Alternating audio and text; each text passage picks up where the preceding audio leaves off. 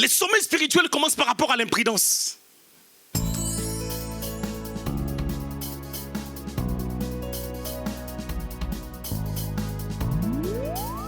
J'ai la lampe, j'ai Jésus. Mais je n'ai pas assez d'huile. Pourquoi? Parce que la parole de Jésus, j'en ai pas. Parce que je n'ai pas la parole de Jésus, je n'ai pas la révélation de Jésus. C'est ce qui se passe. J'aime bien l'histoire d'Emmaüs. Luc au chapitre 24, ces gens-là avaient Jésus au milieu d'eux, mais ils ne savaient pas que Jésus était là. Vous savez pourquoi? Parce qu'il leur manquait. Ils avaient peut-être la lampe était là, mais eux, il manquait l'huile pour allumer cette lampe-là afin de reconnaître Jésus qui était au milieu d'eux.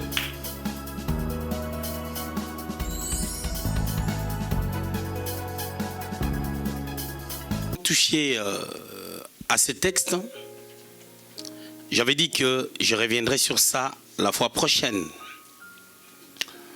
Dans Matthieu chapitre 25, ce texte vient après le chapitre 24 du livre de Matthieu, où nous voyons, au chapitre 24, on parle de choses qui devaient arriver au temps de la fin. Bien entendu, les temps de la fin ont commencé depuis le jour de la Pentecôte, parce qu'ici vous voyez le portrait que Joël nous donne dans Joël 2, 28, il dit: dans les derniers jours, dit Dieu, je répandrai de mon esprit sur toute chair, vos fils et vos filles prophétiseront. On voit que les derniers jours ont toujours été parlés ou écrits au pluriel. Et voilà que le Seigneur revient sur les choses concernant le royaume pour expliquer, partant de cette parabole, excusez-moi, comment sera notre entrée dans le royaume des dieux ou au ciel. C'est une parabole. Vous savez, lorsqu'on parle des paraboles, on est en train de parler de quelques vérités qui sont données d'une manière imagée, d'une manière allégorique. On donne un portrait, une illustration, partant d'une histoire qu'on raconte, une pensée. Mais derrière cette pensée, il y a plusieurs vérités bibliques qu'on veut annoncer. Les paraboles étaient la méthodologie du Seigneur. Dans la manière de travailler du Seigneur, le Seigneur parlait beaucoup en paraboles. Dans Matthieu chapitre 13, il nous amène dans une série de paraboles pour parler de la notion de la sémence. Il dit: un semeur est sorti, à partir du premier verset, pour s'aimer. Il sème le long du chemin, il sème dans une terre pierreuse, il sème dans une terre où il y a des épines, et il sème dans une bonne terre. Et toutes ces paraboles, c'était pour donner des illustrations concernant le royaume des dieux. Et lorsque nous voyons le texte qu'on vient de lire, il y a une pensée qui revient. Encore, c'est le royaume des cieux.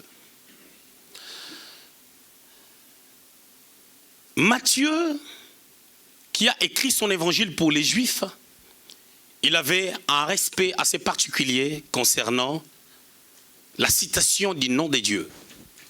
Pourquoi? Parce que, selon la loi, il s'agissait du fait de ne pas citer les noms de Dieu en vain. Tu ne prononceras pas les noms de Dieu en vain, selon les 10 commandements dans Exode chapitre 20. Et vous allez remarquer que Luc, quand il parle du royaume, généralement, il utilise le terme royaume des dieux. Pourquoi? Parce que Luc n'a pas écrit pour les Juifs, mais Luc a écrit pour les gentils, c'est-à-dire pour les nations. Et lorsqu'on parle du royaume des cieux ou du royaume des dieux, il y a plusieurs choses à dire là-dessus, il y a plusieurs paramètres. En un mot, le royaume des dieux veut dire l'atmosphère où Dieu règne. Le Seigneur dira aux gens de son époque, il a guéri quelqu'un, il a dit, si ces choses viennent de Dieu, je paraphrase, c'est que le royaume est venu vers vous. Mais ici, on est en train de parler du royaume de Dieu, du royaume des cieux, et nous voyons dans cette illustration ou dans cette parabole qu'on parle des choses d'en haut.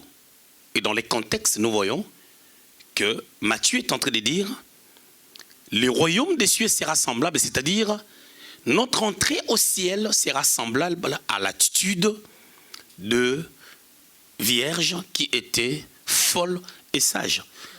5 étaient sages, 5 étaient folles. 2 groupes de personnes avec des caractères différents. 10 personnes, c'était des femmes, c'était des vierges. Et naturellement, c'était des femmes qui n'avaient jamais connu d'homme. C'est une parabole.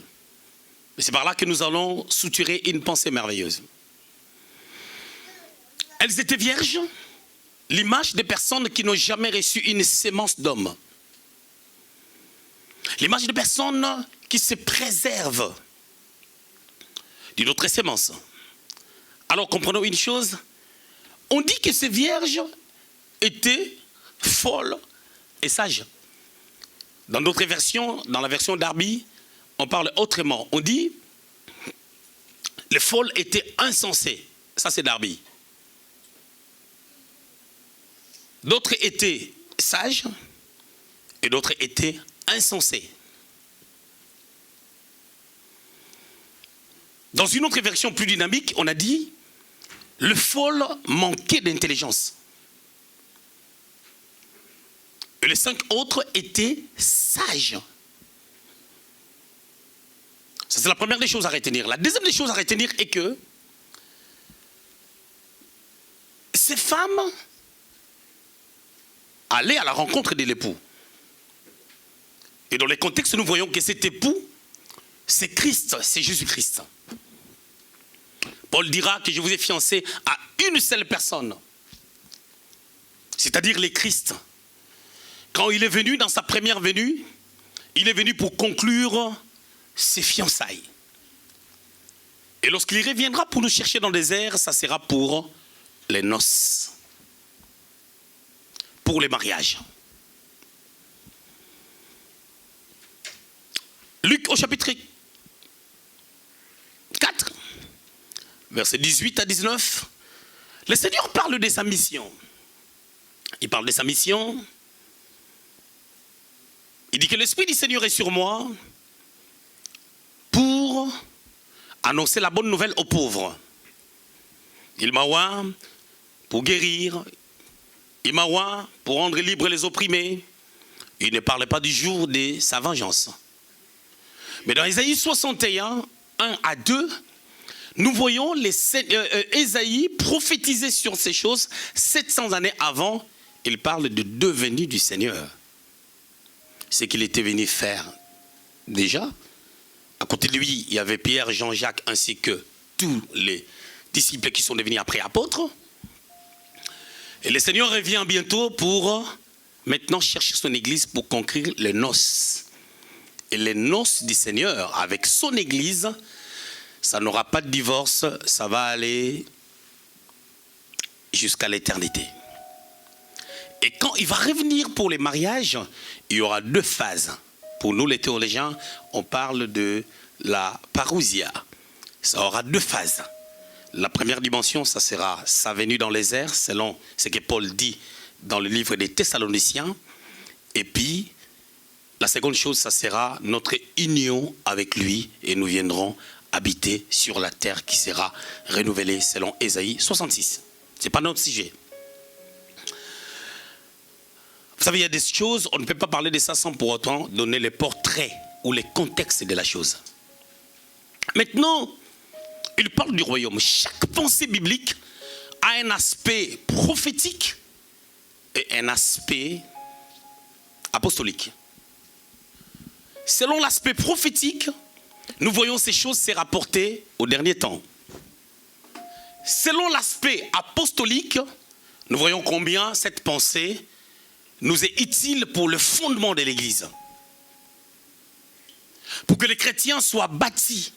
Parce que nous savons que le Seigneur reviendra, mais quelle est l'attitude à adopter par rapport à sa venue? Et je prie ces textes pour illustrer ma pensée sur le sommeil spirituel. Et on va commencer d'abord à étudier comment les sommeils commencent. Elles étaient vierges, mais 5 étaient folles. Je suis vierge, mais je suis folle. Je suis vierge, mais je suis sage. C'est-à-dire, je suis vierge, je manque d'intelligence malgré ma virginité. Et à ce niveau, on peut comprendre que cette personne qui est vierge, qui n'est pas intelligente, peut peut-être qu'elle ne connaît même pas la valeur de sa virginité. Et les autres qui sont vierges et sages connaissent la valeur de la virginité et savent que le Seigneur va venir nous chercher parce que c'est de nous qu'il s'agit, parce que nous nous sommes conservés en restant vierges. Et on avait dit que la virginité, c'est le fait de n'avoir aucune sémence étrangère. Écoutez, maintenant qu'est-ce qui se passe?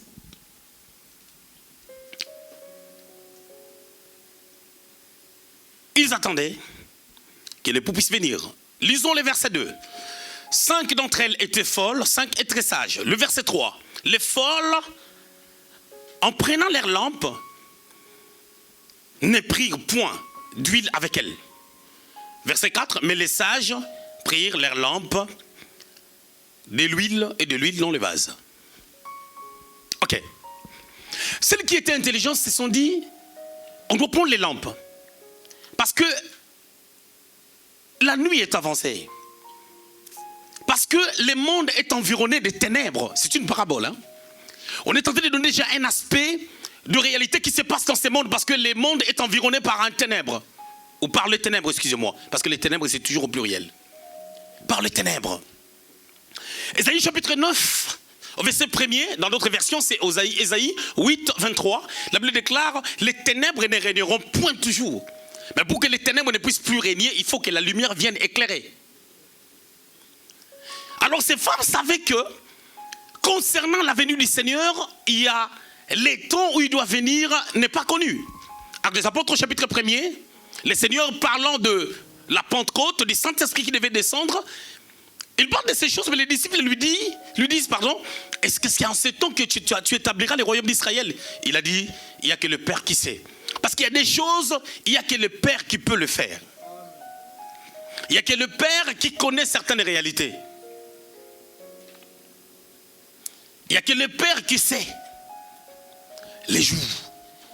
Et parce que ces femmes-là étaient intelligentes, elles ont dit, on doit prendre non seulement les lampes, mais aussi le vase d'huile.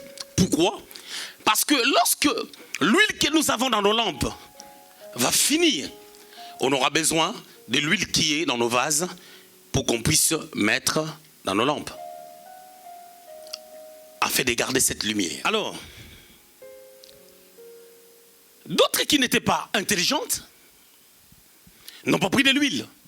Parce que le problème qui est là, personne ne connaît les temps. Personne ne sait quand est-ce que le Seigneur reviendra. C'est comme le message qu'on nous a adressé depuis les années 80, depuis les années 90. Et plus encore, même les missionnaires ont apporté cet évangile en Afrique partout, vers les années 60, des années 50, en disant que Jésus revient. Mais a priori, les gens sont en train de regarder, ils se disent, mais le Seigneur ne revient toujours pas. Depuis qu'on dit que le Seigneur revient bientôt, mais bientôt là, c'est quand? Même l'apôtre Paul, dans les textes qu'on a lus, dans Romains au chapitre 13, au 11e verset, Paul est en train d'inciter les gens à la vigilance. Une église qui évolue assez bien, Paul leur dit de se réveiller du sommeil. Pourquoi? Parce qu'il dit que le salut est plus proche. C'est salut qu'il est en train de parler, c'était le retour du Seigneur. Même les apôtres, quand ils parlaient de la part de Dieu, ils espéraient que le Seigneur revient bientôt, dans quelques années, le Seigneur va revenir. Mais c'est un mystère, personne ne sait exactement quand est-ce qu'il va revenir. Mais est-ce que les apôtres se sont trompés? Est-ce que la Bible n'est pas véridique du fait que jusqu'à aujourd'hui le Seigneur n'est pas revenu? Le temps de la Bible et le temps où la Bible a été écrite est passé, mais nous remarquons que le Seigneur n'est pas toujours revenu. Est-ce que ces versets de la Bible, on doit les arracher parce que le Seigneur ne vient pas? Parce que quand on regarde Romains au chapitre 13, on va voir comment est-ce que Paul est en train d'amener aux gens, après le verset 11, il les amène à se séparer même de pas mal de choses qui ne sont pas bien pour les amener à comprendre que le Seigneur revient, il doit vous trouver propre. Les gens s'est basé sur les temps. Parce que de Adam jusqu'à Christ, ça fait 4000 ans. De Adam jusqu'à Jésus, ça fait 4000 ans. Et de Jésus-Christ jusqu'à 2000 là, ça fait 2000 ans. Et 4 plus 2, ça fait 6000 ans.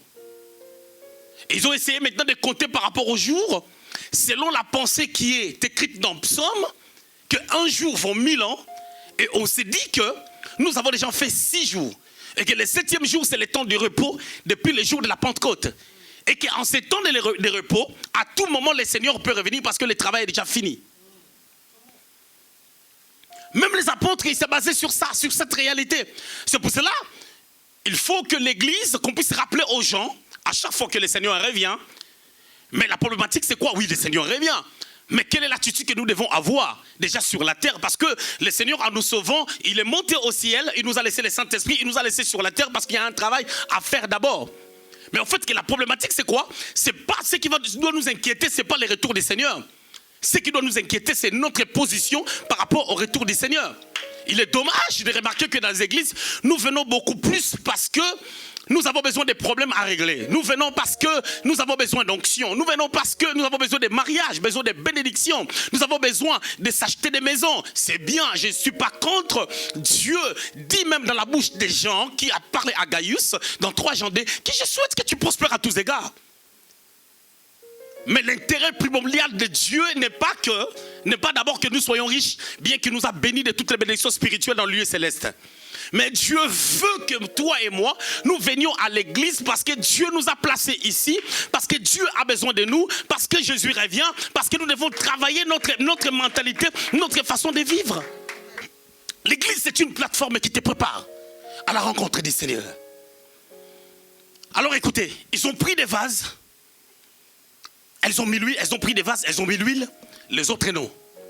Et à un moment donné, la Bible déclare ceci: elles s'assoupirent et elles dormèrent. 2 choses. De la même manière que le sommeil naturel commence par l'assoupissement, le sommeil spirituel aussi commence par l'assoupissement.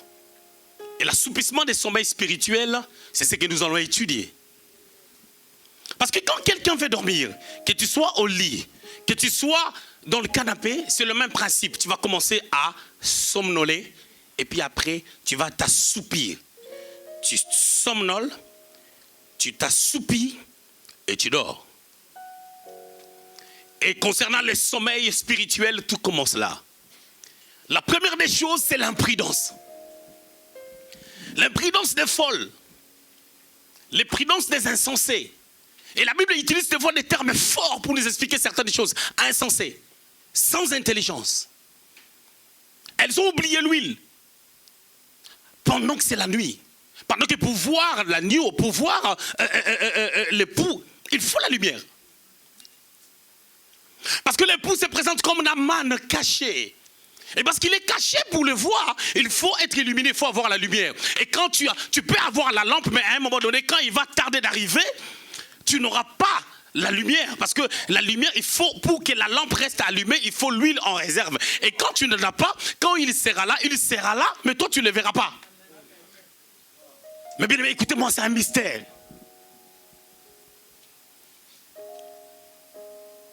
C'est un mystère. Et cette lumière qu'elle devait avoir, c'est lui-même Jésus.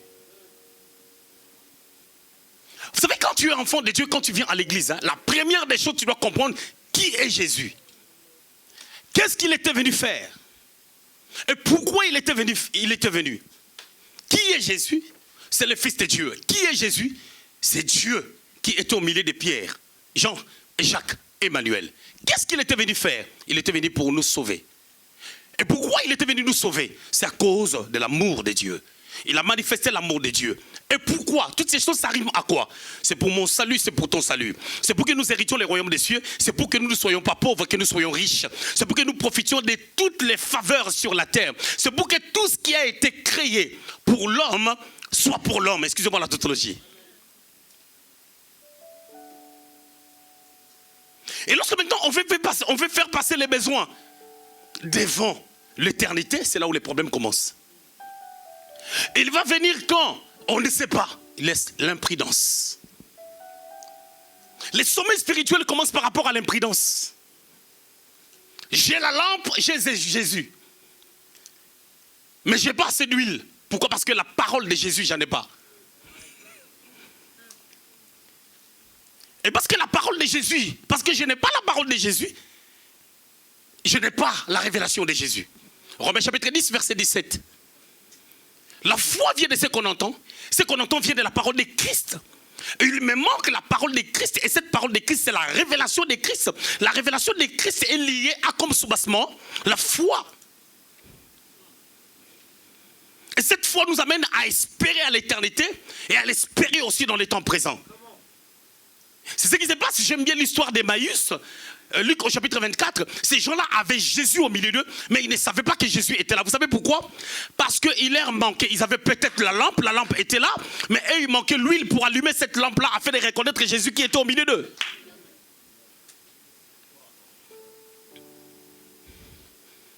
L'imprudence, qui est comme quelqu'un qui est en train de somnoler, et après tu vas t'assoupir.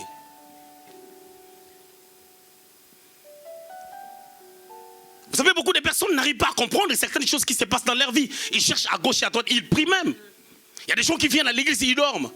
Ils prient même pour ne pas dormir. C'est faux. Pour ne pas dormir à l'église, tu dois être organisé.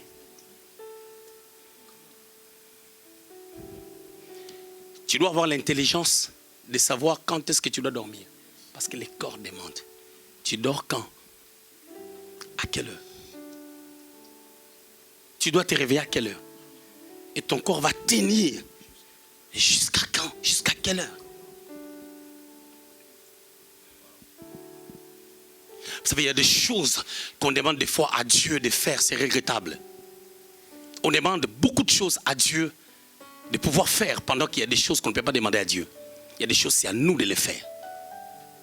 Ce n'est pas les problèmes de Dieu. Parce que Dieu ne fera jamais ce que l'homme doit faire. Et l'homme ne fera jamais ce que Dieu doit faire. Il y a des choses que Dieu fait. Il y a des choses que Dieu ne fera jamais. Peu importe nos prières, peu importe les temps qu'on peut passer dans la présence de Dieu. C'est pour ça que beaucoup de personnes sortent de retraite en retraite, prière en prière, jeûne en jeûne. Mais il n'y a pas de choses qui changent. Les choses ne changent pas. Pourquoi? Parce que pour que certaines choses changent, on a besoin d'appliquer certaines choses. L'imprudence. La Bible déclare qu'elles étaient à 10. Mais dans le contexte, on peut voir aussi qu'elles étaient ensemble. Est-ce que les folles, est-ce que celles qui n'étaient pas intelligentes, est-ce qu'on ne les a pas conseillées de prendre l'huile? Bon, la Bible n'a rien dit. Est-ce qu'elles n'avaient pas des yeux pour voir que les autres avaient l'huile en réserve? Oui, certainement, elles ont vu dans les contextes. Et quand tu lis très bien, on peut voir que non, elles ont vu. Mais est-ce qu'elles ont voulu faire comme les autres? Non. Beaucoup de personnes cherchent à faire les choses comme elles-mêmes, mais elles échouent.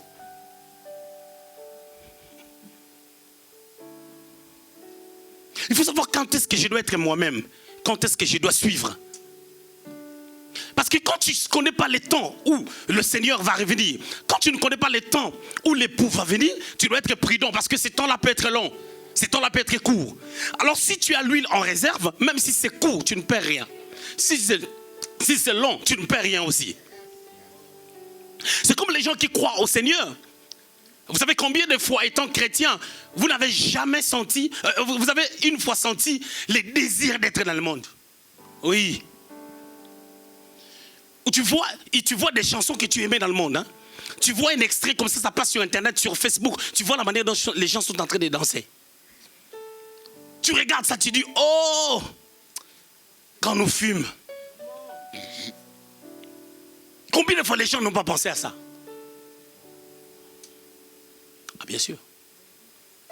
Parce que le diable n'est pas loin de vous. 1 Pierre 5, verset 8, il rôde tout autour de vous. Il rôde jusque là parce qu'il ne voit pas la porte. Le jour que tu lui laisseras la porte, il va entrer. Mais combien de personnes laissent leur porte ouverte pour que le diable puisse venir? Elles n'ont pas pris d'huile. Mais tout est ensemble. Les autres ont pris l'huile. Peut-être qu'il y a une parmi les femmes sages qui avait dit à l'autre, mais prends l'huile ma soeur, prends l'huile. Elle dit non, arrête, il revient bientôt. Cette huile-là c'est suffisant, ça ne finira pas. Elle est suffisante cette huile, elle ne finira pas. Pourquoi je dois prendre encore de trop?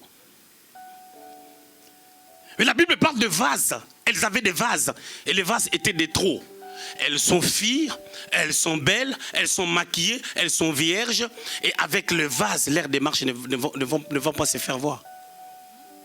Leur belle démarche. Il faut avoir des mains libres qu'avec la lampe. Mais quand tu rajoutes encore le vase, lampe, vase. Quand tu fais puis, ici, là, surtout quand ils ont des revolvers, ça va toucher le vase.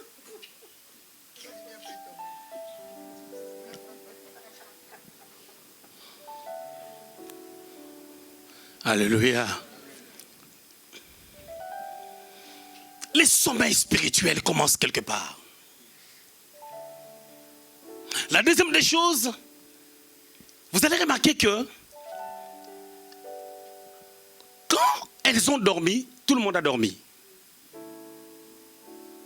Le sage et le folle ont dormi. Les insensés et les intelligentes ont dormi. Mais les deux ont dormi, hein, les deux catégories de personnes ont dormi, mais tout le monde n'avait pas les mêmes bagages. Attention, tu peux voir quelqu'un qui semble en train de dormir spirituellement selon toi, mais cette personne-là a l'huile en réserve. Et cette huile-là, c'est la connaissance de la personne de Christ. Les problèmes de la connaissance, j'avais dit que c'est les problèmes des informations qu'on a concernant la personne de Christ. Il a dit qu'il était ressuscité. L'ange a donné le message aux femmes qui étaient là. Marc chapitre 16, verset 7. Allez dire à mes frères et à Pierre qu'on va se rencontrer à Galilée. L'information est partie, tout le monde l'a entendu. Mais Cléopas et son ami sont partis quand même à Emmaüs malgré qu'ils ont reçu l'information. Tout dépend de la valeur qu'on accorde à l'information qu'on a reçue de la part de Jésus-Christ. Il a parlé. Oui, on a la lampe, c'est Jésus qui est au milieu. Oui, tout le monde avait sa lampe, mais ce n'est pas tout le monde qui avait l'huile en réserve. Et tout le monde qui avait sa lampe, il y avait l'huile. Mais l'huile, tout dépendait de la quantité d'huile qu'on avait maintenant. Alors les 5 folles n'avaient pas assez d'huile. C'est un problème de quantité. Vous savez, il y a des gens, l'air Christ, hein, c'est un mineur.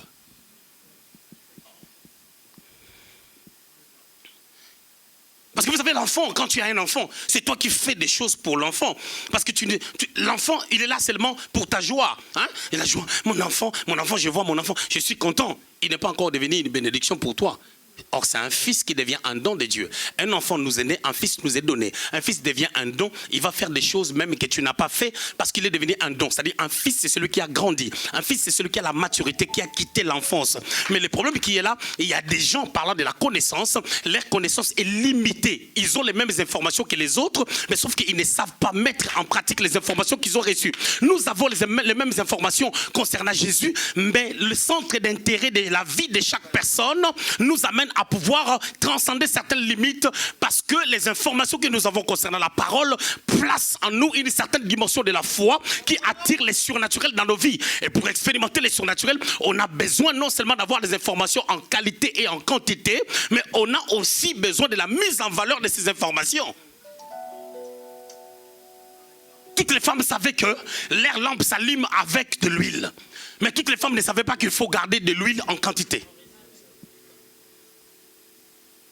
Il faut avoir de l'huile en réserve. Il faut avoir des réserves.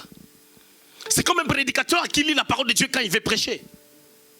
Ou un prédicateur qui se prépare constamment, il n'a pas la prédication. C'est pour cela que le temps de préparation a toujours été un temps merveilleux. Est-ce que ces femmes-là n'avaient pas reçu des informations concernant la quantité d'huile qu'elles devaient avoir? Bien sûr que oui, sinon il n'allait pas avoir la condamnation. Parce que Dieu ne condamne personne sans pour autant enseigner quelqu'un a priori. Et déjà dans la nouvelle alliance, ce n'est pas Dieu qui vient nous condamner. Ce sont nos actes qui ne s'adaptent pas à la dimension qu'on veut. Voilà, si je peux dire ça comme ça. David, tu deviendras roi. Mais David, tu dois te conformer. Tu dois avoir les comportements royaux. Jonathan lui donne des vêtements. Jonathan ne lui dit pas que je te donne les vêtements afin que tu ne t'habilles plus comme tu t'habilles. Et c'est à David maintenant de se connecter pour comprendre que ça c'est un enseignement concernant l'accoutrement. Et Jonathan lui aussi, quand il vient donner des informations à David, il dit à David, je serai ton second.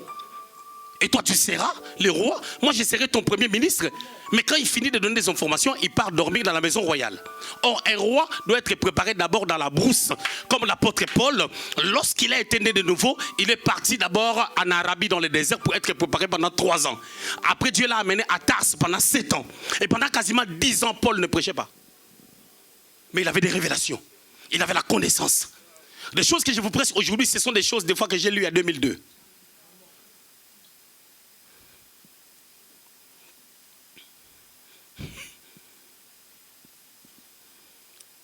Vous savez, pour une bonne manière, ça c'est une parenthèse que j'ouvre, hein, une bonne manière de former des prédicateurs, c'est de les laisser sans prêcher.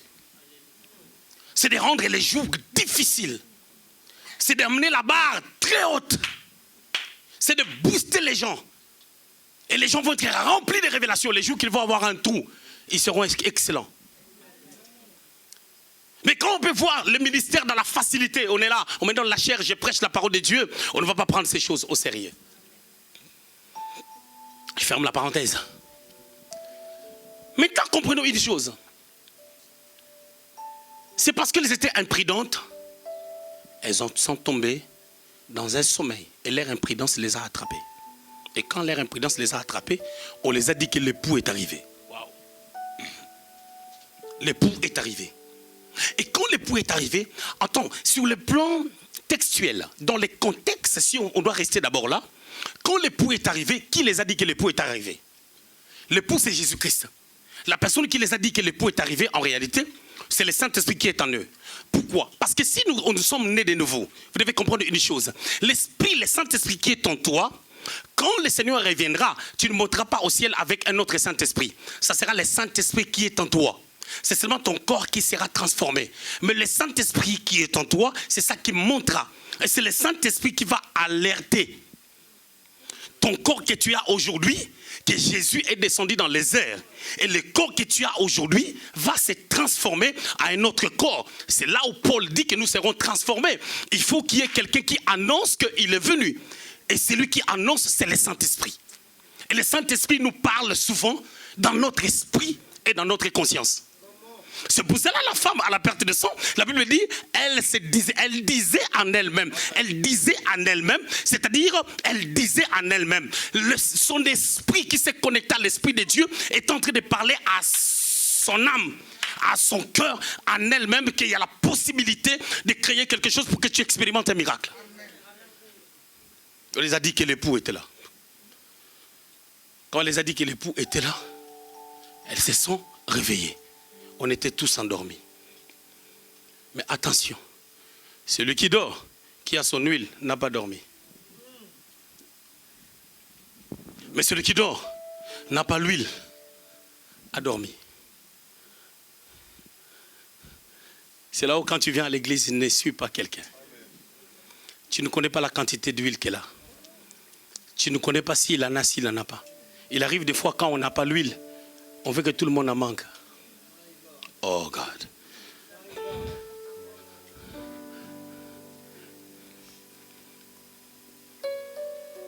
Queen, tu n'as jamais entendu? Tu fais un examen, tu échoues. Tu te fais des soucis, on te dit que plusieurs personnes ont échoué. Et puis ça te soulage. Et au lieu de dire aux gens que tu as échoué, tu as changé ton annonce. Tu commences à dire aux gens, beaucoup de gens ont échoué. Hein? On te dit, est-ce que tu as réussi ou pas? Ah, tu sais, cette année, beaucoup de gens ont échoué. Donc, tu commences à donner l'information générale au lieu de donner une information particulière. C'est pareil. Philippe, il ne comprend pas les choses de Dieu. Il dit, montrez-nous le Père. Jean chapitre 14. Montrez-nous le Père. Oh, mais Philippe, montrez-nous le Père. Jésus, Pierre avait déjà compris qui est le Père et qui est le Fils. Parce que si Pierre, dans Matthieu chapitre 16, a dit que Jésus est le Fils du Dieu vivant, c'est qu'il connaît le Père. Parce que tu ne peux pas connaître l'enfant de quelqu'un si ton Père ne te l'a pas amené. Mais tu poses la question pour savoir. Non, c'est toi qui cherches à savoir que tu ne connais pas. Ce que j'ai aimé, c'est pas ça. Ce que j'ai aimé, c'est l'attitude de folles, de sages. On les a demandé l'huile, ils ont dit, on n'en a pas. Allez chercher. Et la deuxième des choses, quand le sommeil spirituel va arriver, c'est l'orgueil. quand on les a dit, allez chercher, parce que nous, on n'en a pas. Ils ont dit, qu'est-ce que vous croyez? On a dit qu'il arrive, non? Il est encore là-bas, on part chercher de l'huile, on va les croiser. Quand ils sont partis, or, quand il s'agit bien de l'époux, hein, l'époux qui devait venir, c'est un époux transfiguré. Ce n'est pas celui qui allait dans les rues de Jérusalem. C'est celui qui était ressuscité. Celui qui était ressuscité avait la capacité d'apparaître à 500 personnes au même moment. 1 Corinthiens chapitre 15. Il s'agissait bien de lui que la parabole est en train d'annoncer qu'il reviendra. Et quand il va revenir, ce n'est pas une histoire qui doit calculer. Donc, la personne qui les avait annoncés les a dit peut-être que non, il est encore au nord. Eux, ils ont calculé le nord jusqu'ici, ça peut prendre une demi-heure. Alors, or, c'est un mystère des apparitions. Quand ils sont sortis, parce qu'elle devait dégager. Pourquoi? Parce que là, il manquait l'intelligence. Alors, leur manque d'intelligence allait les amener à être tellement surprises de l'apparition, elle devait décaler pour que l'époux paraisse. Quand l'époux apparut, la Bible n'a pas dit qu'il avait ouvert la porte. Il a apparu au milieu d'eux. Mais la porte s'est fermée parce que la porte était toujours fermée, parce que dans le contexte, elles étaient dans la maison. Mais quand elles sont parties chercher de l'huile, en revenant, elles ont maintenant toqué. Parce que la porte était fermée déjà. Non pas parce que l'époux est venu, il a fermé ça forcément. Non, la porte du fait que ces gens-là avaient l'huile et qu'elles étaient à la maison. Quand les sages sont sortis, en réalité, la porte s'est fermée comme la porte de l'arche de Noé qui s'était fermée lorsque tout le monde était entré. Parce que les femmes intelligentes, parce que les filles sages qui avaient de l'huile étaient à la maison, les autres en sortant, la porte devait se fermer.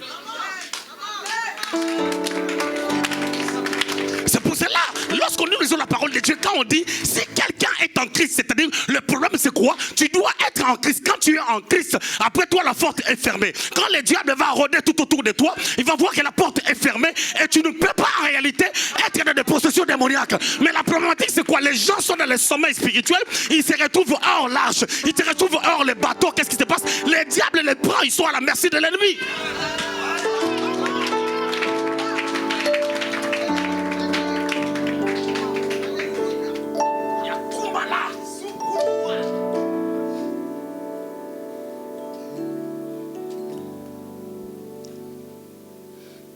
Tout ce que j'ai dit, pour certaines personnes, ça ne dit rien. Pour nous, ça dit beaucoup. Comprenez les problèmes d'information. Les informations.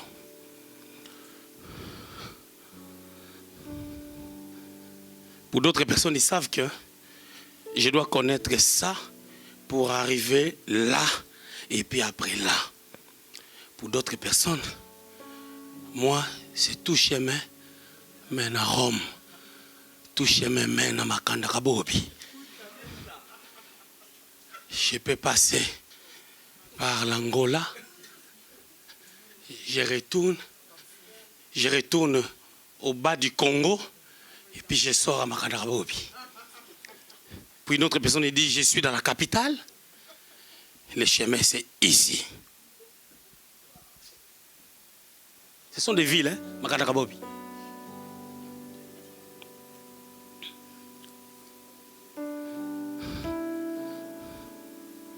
Oh, tout chemin mène à Rome. Non. Tout chemin ne mène pas à Jésus. Amen. Les hommes m'ont dit, la femme c'est comme un lit de l'hôpital. Le mari, hein, ou la femme? Le mari, hein? Un homme c'est comme un lit de l'hôpital. Tu prends et puis ça se casse, ça se casse.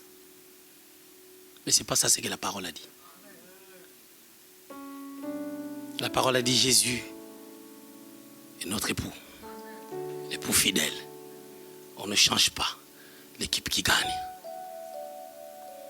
Et c'est à ce niveau on peut comprendre que les sommets spirituels avaient commencé par leur imprudence. Et leur imprudence a engendré des choses. Au lieu de s'arrêter là, on vous dit que l'huile, il n'y a pas. On ne peut pas vous donner. Soyez humbles d'insister. Elles n'ont pas insisté. Or, la problématique, c'est quoi? Quand vous essayez d'insister, celles qui ont l'huile, en réalité, elles sont en contact avec l'époux. Parce que moi, je suppose que quand on a dit que l'époux arrive, si vraiment on va être doctrinal, elles ont entendu que l'époux est arrivé par celle qui avait de l'huile en réserve. Parce que cette huile-là, c'était le Saint-Esprit qui les a alertés. Écoute les gens qui sont remplis du Saint-Esprit. Des gens qui sont prophétiques.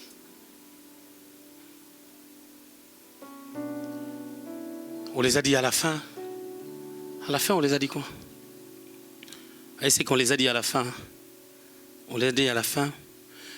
Verset 11. Plus tard, les autres vierges vinrent et dirent, Seigneur, Seigneur, ouvrez-nous. Mais il répondit, je vous l'ai dit en vérité, je ne vous connais pas. Amen. Wow. L'époux là, il s'agit bien de Jésus. Ah, Jésus, tu es bon. On a dit que tu es bon.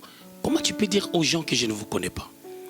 Mais quand tu es dans l'état de sommeil spirituel, c'est là où pendant 10 minutes, je vais vous expliquer comment sortir des sommeils spirituels.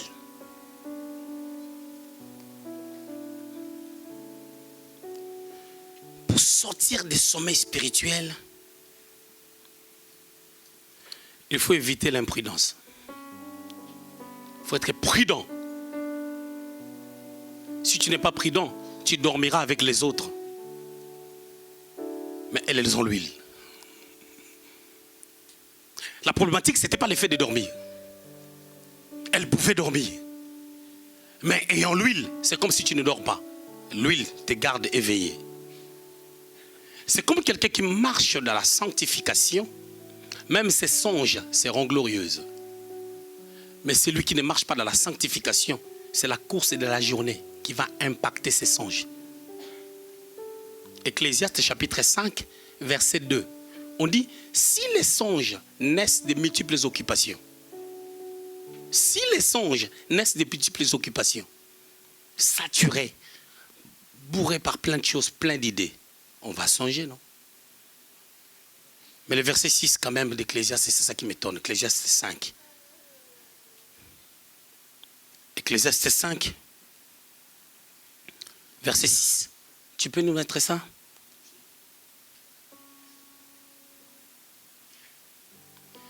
Car il y a des vanités dans la multitude des songes. Il y en a aussi dans beaucoup de paroles. C'est pourquoi, crains Dieu. Au verset 2, on a dit, les songes naissent par la multitude des occupations. Mais ici, on a dit, il y a la vanité. C'est-à-dire, il y a des songes inutiles. Mais il faut faire attention.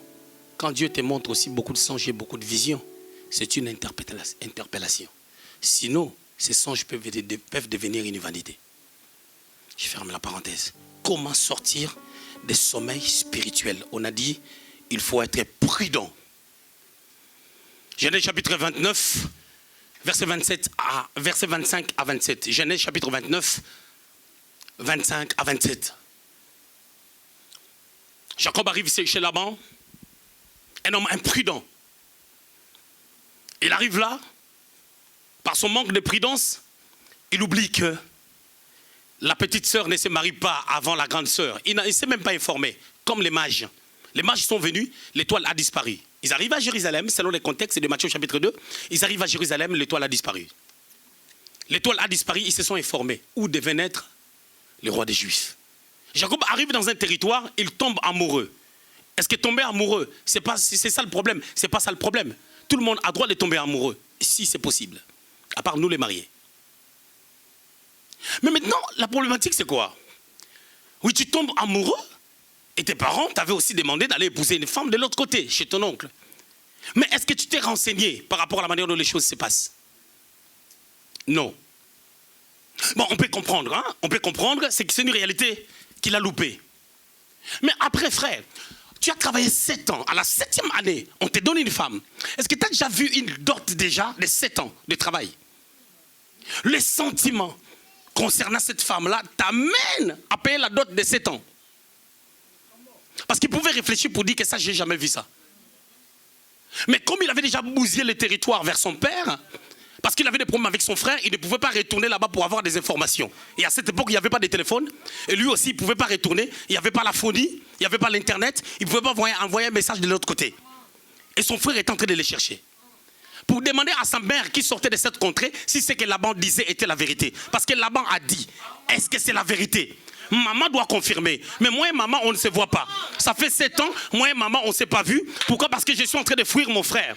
Parce que si mon frère me voit dans les parages, mon frère va me tuer. D'ailleurs, moi, j'ai resté dans la tente avec maman, mais mon frère était chasseur. Il a l'arme en main. Il va me couper en morceaux. L'imprudence. Et le pire, c'est quoi? Mais on te propose, après, on te fait un jeu, on te donne une autre femme. Toute la nuit, tu étais avec cette femme-là. Oui, je suis d'accord avec toi. Mais pendant la période de fiançailles, vous vous parlez quand même. Vous vous parlez quand même, tu sais reconnaître quand même l'odeur de son corps, l'odeur de son parfum. Mais pendant toute la nuit, tu n'as pas reconnu l'odeur de son parfum. Je change quand même. Je veux dire, bon, soit il avait... Léa avait pris les parfums et les vêtements de Rachel. Prenons ça comme ça. Mais je vais changer. Le patriarche Isaac, lorsqu'il voulait bénir Jacob, il a senti que ce n'était pas Jacob. Il a dit, je sens l'odeur, c'est toi. Mais la voix, je sens que c'est pas mon fils les chasseurs. Le problème c'est quoi? La perception. Quand tu es imprudent, il y a des choses que tu louperas. Non mais là, le pire c'est pas ça. Le pire est que lorsque après il a déjà été avec la grande sœur, son cœur était toujours attaché à la petite sœur, la belle.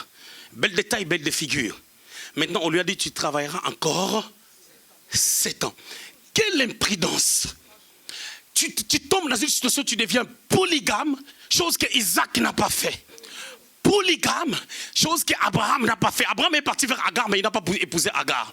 Tu tombes dans la polygamie, la première des choses. Et quand tu tombes dans la polygamie, en réalité, sur le plan église, sur le plan ecclésiastique, Jacob, tu es en train de détruire ta virginité parce que, en réalité, tu devais être avec une seule femme. Mais quand tu prends 2 femmes, ça devient 2 semences. Ouais, Rabasobraka, c'était le bobochi. Jacob.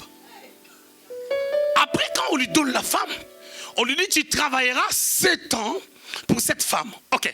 Pendant 7 ans, il n'avait pas de salaire. Il a travaillé pour cette famille.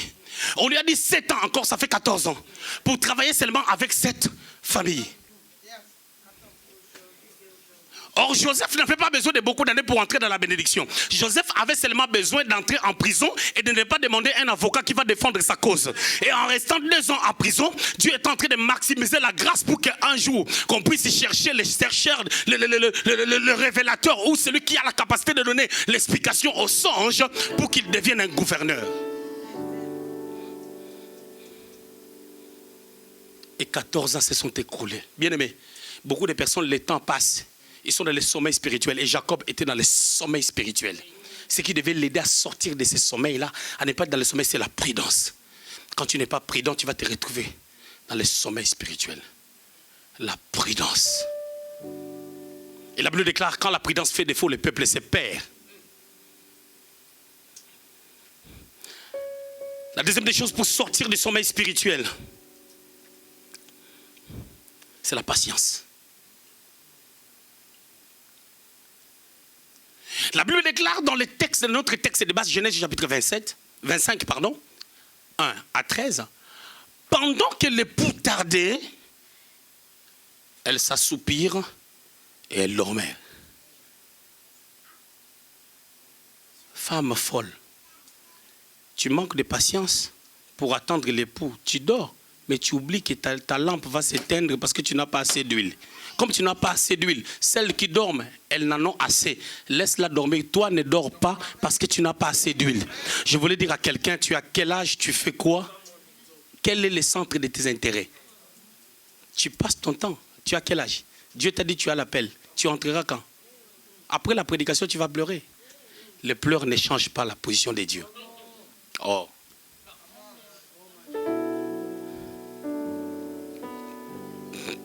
Je voulais dire à quelqu'un, qu'est-ce que tu veux venir faire à l'église? Est-ce que tu regardes les temps? Est-ce que tu regardes les temps qui passent? Ah, je disais à Eunice, elle faisait la taille 38. Je lui disais, Eunice, ces choses-là, ça passe. Maintenant, elle prend une jupe, elle rajoute un tissu. 5 cm ici, 5 à côté. 10. Dans les tailles 38, maintenant, quelle taille? 4 tailles en plus. Je lui avais dit, les femmes que vous voyez là, aujourd'hui, qui ont des rides,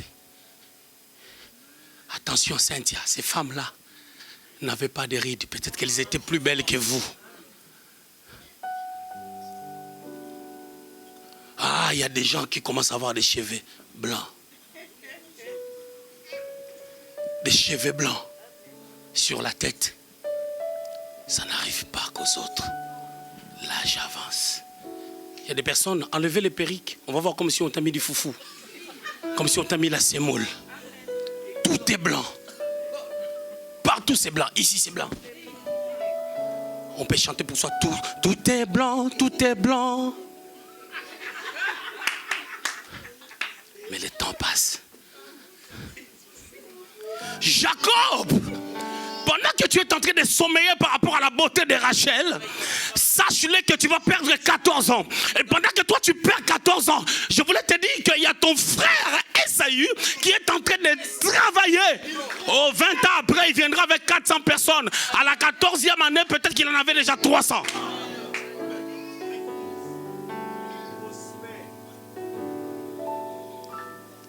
Et parlant de la patience, notre deuxième point, la Bible déclare ceci: la patience d'attendre l'époux, la patience d'attendre la bénédiction, la patience d'attendre ce que Dieu a promis. Nous tous nous présentons comme des gens qui accusent Dieu. Dieu, tu n'as pas fait ceci. Dieu, tu n'as pas fait cela. Dieu, moi, je fais ceci. Je fais... Oh! Tu n'es pas adorateur. Apprenons à adorer Dieu. Et parlant de la patience, je voulais juste prendre Habakkuk chapitre 2. Je sors cette pensée de son contexte pour expliquer juste le temps d'accomplissement. 2 à 4, c'est une prophétie dont le temps d'accomplissement est déjà fixé. Le temps d'accomplissement est déjà fixé. Pourquoi ça doit encore tarder? Parce que dans les temps, il y a les temps. Et les temps dépendent du rythme de notre marche. Quand tu es à la maison, tu sais que tu as 7 minutes de la gare. Le train va passer, ça ne t'attendra pas. Mais toi, tu dois sortir. Si tu as 7 minutes de la gare, tu dois sortir quand même 10 minutes avant pour avoir le temps d'arriver et d'entrer tranquillement dans le train.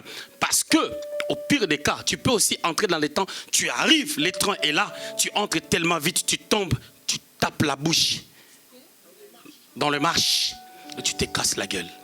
Quand la prudence fait défaut, les peuples se perdent.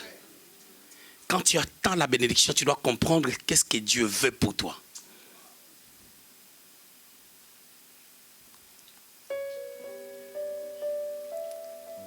Qu'est-ce que Dieu veut que je fasse? Moi, David, je suis de la brousse. Je dois devenir roi. Dans une nation comme Israël, l'économie de la nation est bafouée. Dans tous les départements du gouvernement, il y a un problème. Écoutez, quand vous lisez l'histoire de Saül, Saül avait une armée. Mais Saül manquait les administrateurs. Entrez bien dans le contexte. La structure que David avait mise en place, il n'en avait pas. Mais celui qui a structuré la nation, c'est quelqu'un qui n'avait pas de diplôme. Quelle intelligence! La patience. Et quand tu es patient, tu te prépares. La patience engendre en toi l'esprit d'apprentissage. Et quand tu vas devenir apprenti, un apprenti se met à côté d'un maître. Le maître te fera faire des choses qui n'ont rien à voir avec ta prophétie, mais ce sont des choses qui t'amèneront à pouvoir devenir un grand prophète. La patience. Parce que si tu perds la patience, tu vas dormir. Si tu ne perds pas la patience, tu vas rester éveillé. Le fait d'être éveillé, quand tu dors, tu dois avoir l'huile, comme les femmes là. Le fait d'être éveillé, c'est aussi l'effet d'avoir l'attitude d'adoration. La Bible dit, veillez, 1 Pierre 5, 8, veillez et priez. Soyez sobres, veillez et priez, car votre adversaire rôde tout autour de vous, cherchant qui il va dévorer. On dit veillez et priez. Donc l'adversaire est constamment. Mais ce qui veut dire que nous devons garder l'attitude des prières. Ok? 1 Thessaloniciens 5 maintenant. Verset 17, priez sans cesse. Mais mettez le verset 16, vous allez voir. Et le verset 18. On a dit, soyez joyeux. Verset 16. 17, priez sans cesse. Ok? Verset 17, rendez grâce en toutes choses, car c'est à votre égard la volonté de Dieu en Jésus-Christ. C'est-à-dire, notre prière sans cesse, c'est l'action de grâce. C'est une attitude, c'est une façon d'être qui est liée à notre joie. Ce qui va influencer notre attitude, c'est la joie que nous avons en Jésus. Parce qu'il a tout donné à la croix. Tétélestai. Écoutez maintenant verset 19. N'éteignez pas l'esprit. Vous ne pouvez éteindre l'esprit que parce que l'esprit parle. Mais parce que vous n'écoutez pas, parce qu'il vous manque la joie, l'esprit va arrêter de parler. Ne méprisez pas les prophéties. Parce que quand vous perdez la joie, vous allez mépriser les prophéties. Ah, on dit toujours ça ne s'accomplit pas. La dernière des choses, l'intelligence des saisons. Moi, j'aime Marc chapitre 5, à partir du 25e verset. La femme à la perte de sang. C'est ma première prédication que j'ai prêchée à l'église. J'avais intitulé ça « Qui m'a touché ». Quand j'ai commencé à prêcher, cette femme à la perte de sang, elle avait l'intelligence des saisons. La saison qui s'est présentée là, c'était comment? Il y avait une foule qui entourait les seigneurs allaient dans un autre endroit. Et non seulement il allait dans un autre endroit, il y avait la foule qui l'entourait. Elle s'est dit, qu'est-ce que je dois faire? L'intelligence des saisons. La saison est saturée, qu'est-ce que je dois faire? Elle dit, moi je vais toucher seulement. Déjà je suis impur. Plusieurs personnes me connaissent. Elles savent que je ne peux même pas s'approcher. Je dois toucher.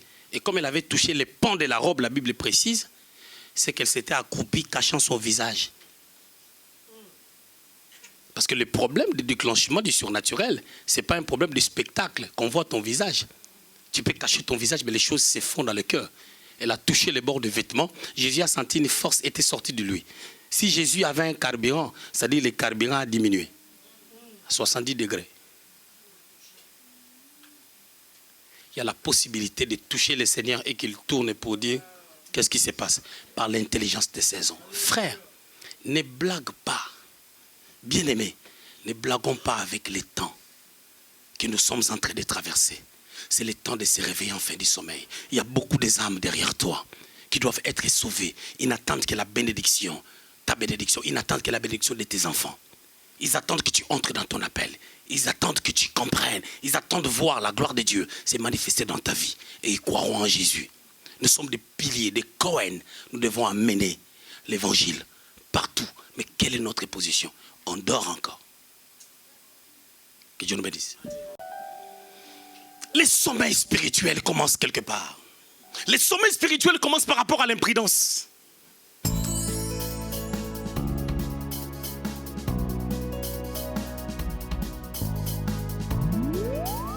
J'ai la lampe, j'ai Jésus. Mais je n'ai pas assez d'huile. Pourquoi? Parce que la parole de Jésus, je n'en ai pas. Parce que je n'ai pas la parole de Jésus, je n'ai pas la révélation de Jésus. C'est ce qui se passe. J'aime bien l'histoire d'Emmaüs. Luc au chapitre 24, ces gens-là avaient Jésus au milieu d'eux, mais ils ne savaient pas que Jésus était là. Vous savez pourquoi? Parce qu'il leur manquait. Ils avaient peut-être la lampe était là, mais eux, il manquait l'huile pour allumer cette lampe-là afin de reconnaître Jésus qui était au milieu d'eux.